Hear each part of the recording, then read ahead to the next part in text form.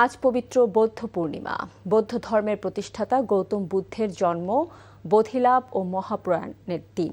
দিনটি উদযাপনে মন্দিরে মন্দিরে ছিল ভক্তদের ঢল। ধর্মীয় ভাব গাম্ভীর্য ও জগতের সকল প্রাণীর মঙ্গল কামনায় দেশের প্রায় ২,০০০ বৌদ্ধ বিহারে চলে আনুষ্ঠানিকতা। শিউলি রায়ের রিপোর্ট।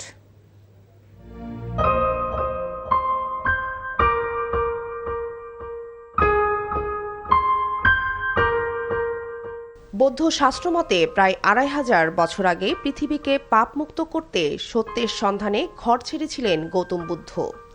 ৬ বছর সাধনার পর বৈশাখী পূর্ণিমার এই দিনে বুদ্ধত্ব বা বোধিজ্ঞান লাভ করেন তিনি। এই দিনে পৃথিবীতে আবির্ভাব ও মহাপরিনির্বাণ হয়েছিল মহামতি বুদ্ধের।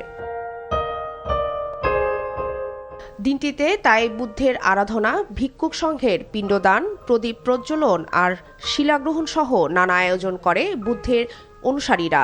মন্দিরগুলোতে ছিল বুদ্ধের আরাধনা।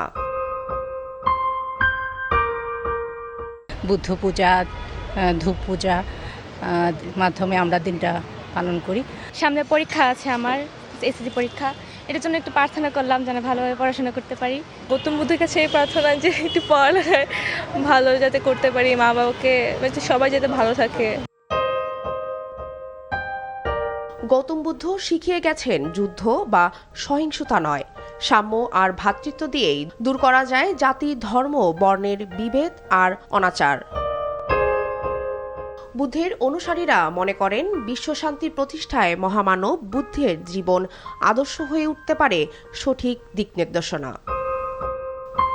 শিউলি রায়, এনটিভি নিউজ, ঢাকা।